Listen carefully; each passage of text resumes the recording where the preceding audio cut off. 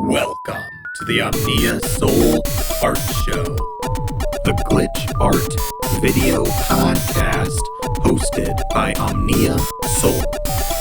Episode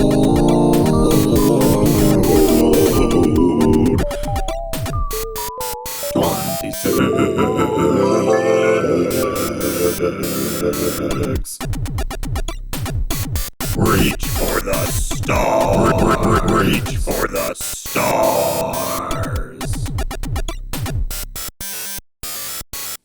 Hello, welcome back to the Omnia Sol Art Show.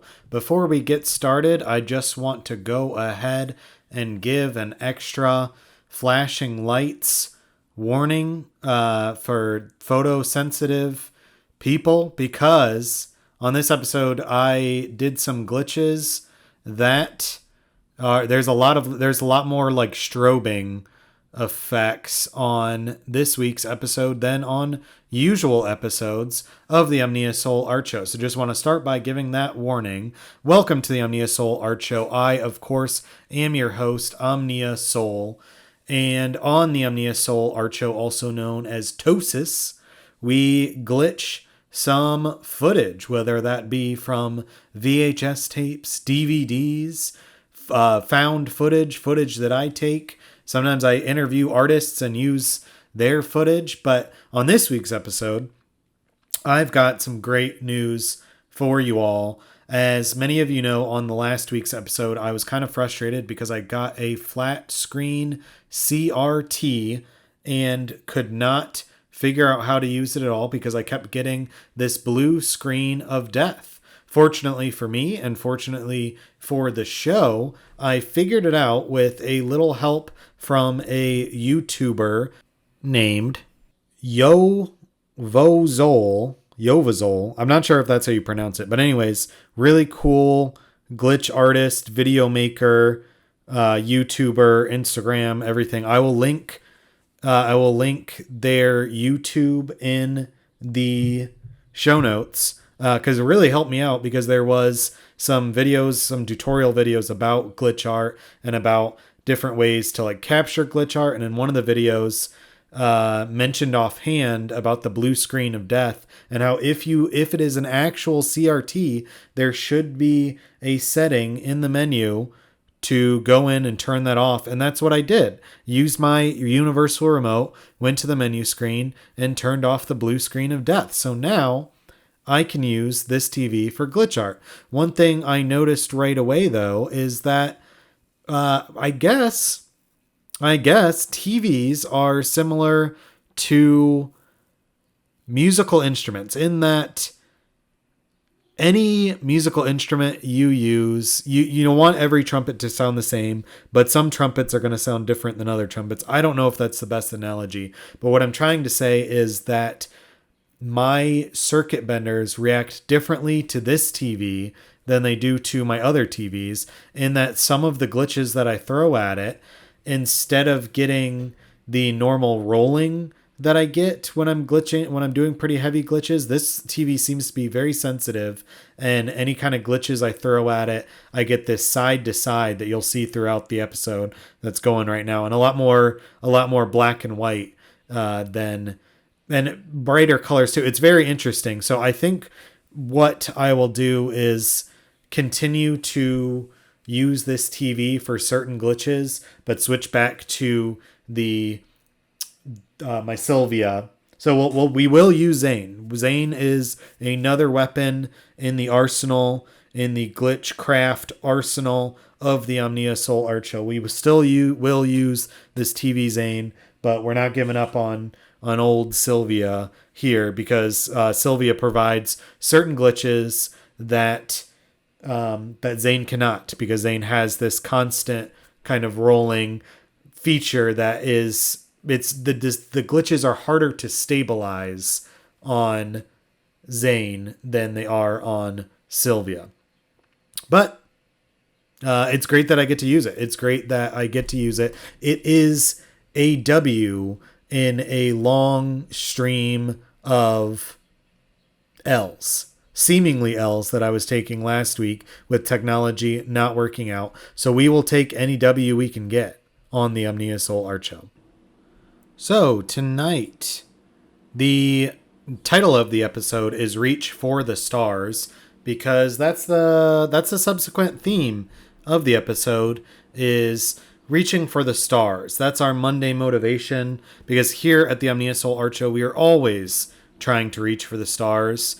Hopefully not like Icarus, and hopefully we don't get too close to the sun, but we are always trying to make the seemingly impossible possible by chasing our dreams, by glitching harder than we've ever glitched before, and going on new frontiers with every episode. I wanted to do an episode where I glitched Star Trek 2 and Star Trek 4 on top of each other and dedicate it to the film buff Greg Turkington, because there is a long-going debate in On Cinema at the Cinema, the show that I reference quite a bit because I'm a huge stan. I'm a Greg head.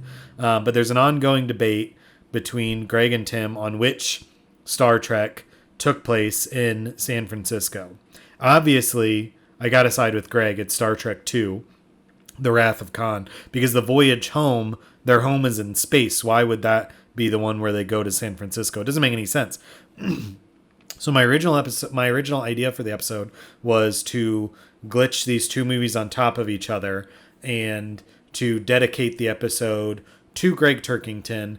I still might do that, but I kind of want to get permission from someone at the show, whether or not that's Justin Gaynor, or I don't think I'd get acknowledgement from Tim Heidecker, but maybe I'll call into his podcast Office Hours and ask, because I really do want to do an episode dedicated to Greg, and there's an ongoing joke with this song Empty Bottle, and I kind of want to make a vaporwave version of that song, but I want to get permission first, because with other kind of plunder optics and plunder phonics, I'm using a lot of just like old media that's been out for a long time, but since On Cinema at the Cinema is still an ongoing show, I don't know, I feel like I need their good graces. But anyways, that was the original idea for the show, and I did take some footage that we're using from Star Trek 2 and 4. Also, Jesus Christ Superstar, which is what when I got the blue screen of death to go away on the true flat TV that is named Zane, because Zane signed his name, Zane was here on the front of the TV. I was using Jesus Christ Superstar to test it. I do really like that movie. As far as musicals go, probably my favorite musical. I'm not a fan of musicals, but I do like Jesus Christ Superstar. The music is fun. The movie's goofy as hell. And being raised Christian, there's just something very sentimental about it. And the other movie we are glitching, well, it's not really a movie, but the other VHS, which I'm not sure if it's a bootleg or not, but it's the Star Wars Droids cartoon from the 80s. And what did I got to say about that? It was kind of cool. I'd never watched it before, but I found the tape, and it was, it was okay. It was okay. It's not amazing. But it's pretty good for the 80s, and it's got like C-3PO's like actual voice, which is pretty cool. As far as I can tell, it sounds like him. R2-D2 too, but I feel like that voice is a little easier to emulate. I don't think there was a actor in the studio making those beeps and bloops and whatnot into the microphone, whereas C-3PO has an actual voice actor. So Reach for the Stars, all the titles have stars in it. Obviously, Superstar is a little different than Star Wars and Star Trek. But, some people think that a lot of the Bible is based on either solar mythology or just celestial mythology in general, which all solar mythology is essentially celestial mythology because the sun is a star. But so some people kind of trace, astrologically speaking, of course, you have the wise men who follow the stars to find the new king of Jesus. And so they're using astrology, or, well, I guess technically astronomy, but also maybe astrology for when he was going to be born. following the star to find them, but then also the reoccurring 12s in the Bible. Maybe the apostles and whatnot are the different zodiac signs. Maybe I'm just pulling that out of my ass. I don't actually know. But, Superstar, Star Wars, Star Trek, reach for the stars, reach for your dreams. That's your Monday motivation. That's the theme of the show. Of course, this footage is used for educational, review, and artistic transformational purposes only. So reviews, Jesus Christ Superstar, 5 out of 5 VHS tapes. The Star Wars droids, 5 out of 5 VHS tapes. Star Trek 2 and 4 collectively. I know the scale only goes up to 5, but we're going to give it 10 VHS tapes. The education that you're getting right here is about the glitch art. The education is that if your CRT is giving you the blue screen of death, go in the menu and turn it off and see if that helps. And obviously, artistic transformational purposes, you're looking at it. You're watching the show. It's an art show. It's nowhere near the original product of the VHS tape. It's something different. It has been base materials transmuted alchemically into the gold of the show. And that's the goal here at the Omnia Sol Art Show. We are going to go ahead and move on to our first and fan favorite segment of the show. It is time for What am I drinking tonight? So on tonight's What Am I Drinking Tonight, I am drinking a beverage that I originally did not like. The first time I ever tried this was, I believe, my freshman year of college in 2009. It might have been 2010 when I tried it, but 2009 was when I first got into drinking kombucha, and my friend Tony bought me this flavor. It's the multi-green flavor, and I did not like it. But at the time, I believe it was like, I think it was like room temperature too. It wasn't like perfectly cold. It needs to be perfectly cold. Opening it now. Oh, I love it now because I love really disgusting things, and this is pretty disgusting because it's got black tea, green tea, kiwi juice, but it's also got Klamath Valley blue-green algae, spirulina, chloral, and 100% pure love. Yeah, I didn't like it because it's pretty abrasive, and it's pretty like, with the algae, it's kind of like a little bit salty, a little bit. Now I love it because, one, it's like sweet and savory at the same time because it's got the sweetness of the kiwi juice, but then like the savoriness, the algae gives it a really good, is it umami, the like meat flavor that's in soy sauce? Or is it unami or umami? One of those words. It's one of those words. But yeah, it's sweet, it's savory, and got to get my greens because I don't think that I get enough greens. Probably. I don't think my diet has enough greens in it, but fortunately, there's some greens in this kombucha today. So that has been What am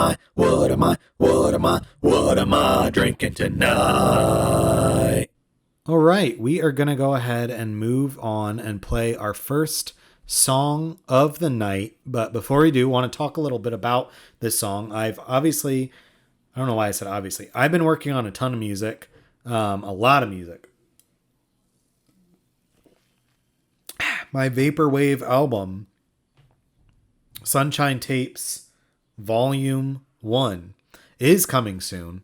This next song is not on it, though, because I thought I'd do, this song is actually kind of an experiment, because I talked about last week how I had the RCA cords to USB so I could rip music and audio directly from VHS tapes and then further modified in the computer. And that's been a huge part of this upcoming album of Sunshine Tapes, is taking audio from VHS tapes and turning that into vaporwave. Because a lot of vaporwave is, you know, YouTube to MP3, edit that way, cassette tape.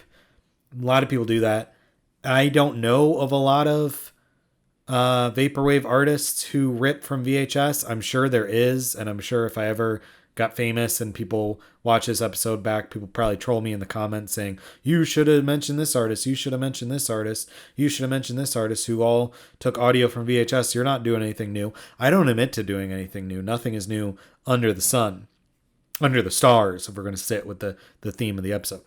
But I just have not heard as much music ripped directly from VHS tapes that I know of. I could be wrong on that, but I thought I'd do an experiment since there is both the white and the red chord, and I was glitching Star Trek 2 and Star Trek 4 at the same time. I decided to plug in from one VCR the white chord, from the other VCR the red chord. They were not very well balanced at all. I had to do a lot of editing of the audio in general. I had a bunch of like echo effects to it, layered it, and I made essentially what is a vapor noise song, because it's not necessarily a vapor wave song, and it's not a, well, there's not really traditional noise music, but it's not like traditional noise. I guess it's not harsh noise. I don't think it counts as harsh noise, but it is in the noise spectrum of music or lack of music. But the song is called, what did I decide to title this? And it's as far as I know so far, it is not going to be on Sunshine Tapes Volume 1. It will probably end up on, if I need to re-listen to it and decide if I really like it, it might be an unreleased track. The second track we're going to play tonight probably most likely will be an unreleased track. But this one could be a released track on Sunshine Tapes Volume 2. But the title of the song is Stargate at the End of the Batman. Wait, what is it? It is Stargate at the End of the Batman at Six Flags St. Louis is the full name of the song, which is kind of an inside joke with a lot of my Twitter friends. So hopefully, I don't know if any of them watch it, but hopefully sound off in the comments if you do, if you know what I'm talking about, because yeah, I know some of you are subscribed. So if you watch, I don't know if you watch, but if you watch, this title of the song is an inside joke for you. But yeah, so Stargate at the End of the Six Flags, or the Batman. It's such a long title. I don't fucking know. I already said it earlier. But anyways, here's the song. And we'll be back with you after the song. Hope you enjoy it.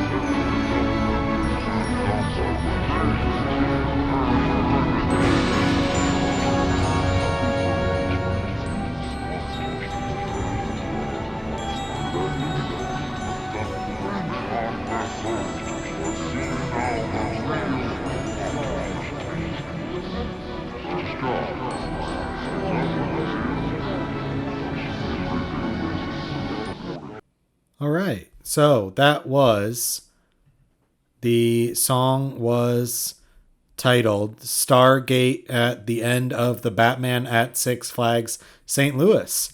And it might be on Sunshine Tapes Volume 2 by Omnia Sol, or it might be an unreleased track. So if you like the track and you want it to be on Sunshine Tapes Volume 2, sound off in the comments. The only reason it wouldn't be on Sunshine Tapes Volume 1 is because I'm pretty confident that I'm finished with that tape. It's about like 36 minutes long. I'm pretty confident that I'm finished. If enough people want it on Sunshine Tapes Volume 1, comment down below and say, no, we need this song.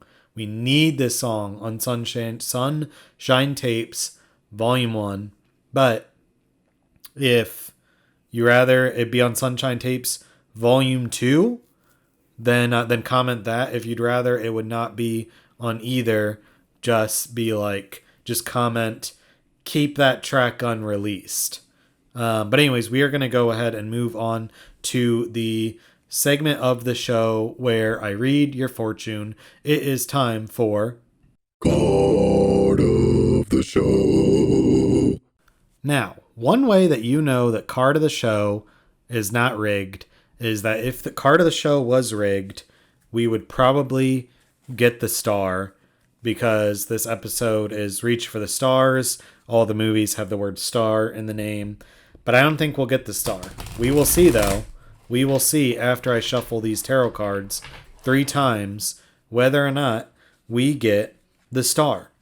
Because if we do, it is either just a huge synchronicity or I have failed you and the card of the show is rigged. But you can hear me shuffling on the mic. I know that you can't see me because you're looking at glitch art, but one of these days I will film myself doing card of the show and glitch that video just so that you know this is not a rigged game. But yeah, let's go ahead and see what your card of the show is today. And it is the 5 of Pentacles, which let me check to see if we have gotten this card before on card of the show. Let me just double check. No, yeah, we have gotten the 5 of Pentacles before. It was weeks and weeks ago, though. Interesting card in that it's snowing in it and it's summer. Maybe that's not that interesting. But anyways, this card usually has to do with since it is the Pentacles, it is a earth card, it is a material card, and it often has to do with poverty and an uneven distribution of wealth.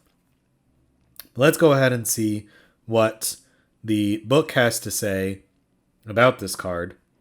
5 of Pentacles.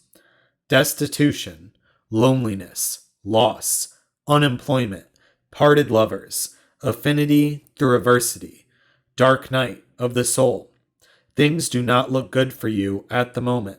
Perhaps you have a failed business, or have lost your job, or maybe you have lost a loved one, or just broken up an important relationship.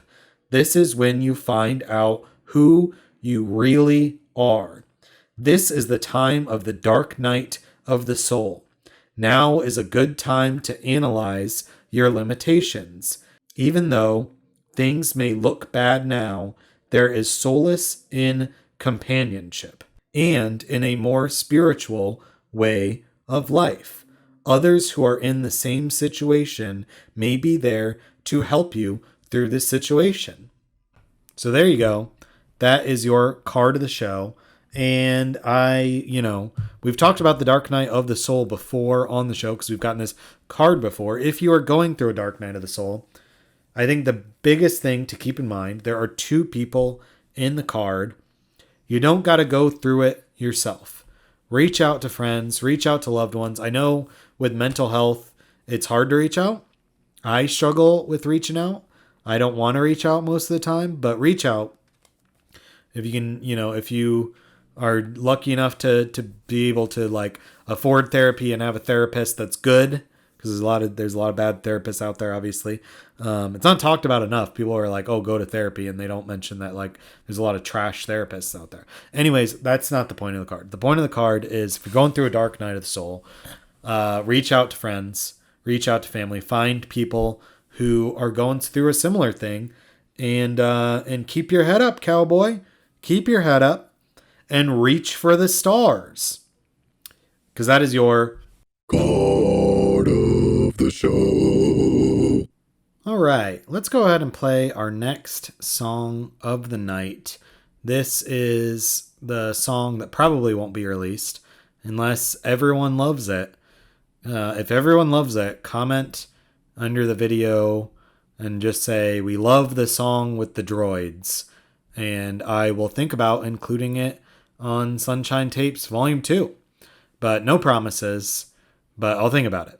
The song is called These Are Not the Droids You're Looking For, and it was made from a combination of audio from the Droids cartoon VHS, which is being glitched now, as well as I took some audio from the very beginning of Star Wars, also called Episode 4 A New Hope, but the traditional name is just Star Wars. Even on the VHS tape that I have of Star Wars that I ripped this audio, it just says Star Wars. It doesn't even say Episode 4. But now that there's so many Star Wars, it makes sense that people would think of it as Episode 4 A New Hope. Anyways, regardless, here is the song. I hope you enjoy it. I don't know if I enjoy it, to be honest. I enjoy parts of it. But it's definitely vapor noise, and I've been on more of a vapor wave kick lately. But this is vapor noise, so here's a song. We'll be back with you afterwards.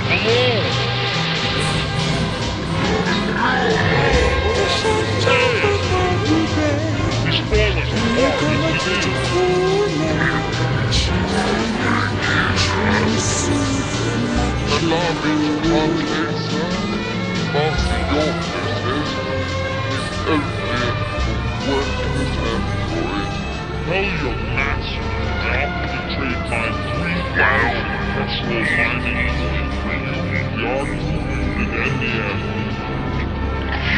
TOSAS.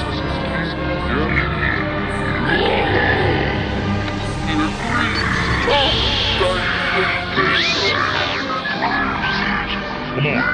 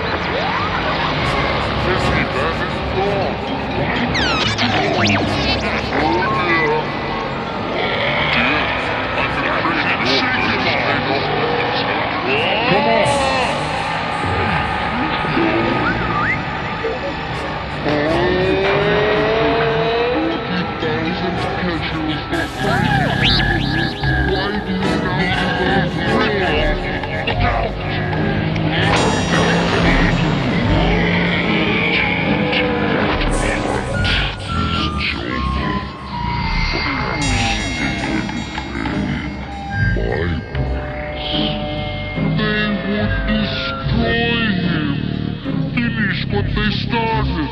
I am here to save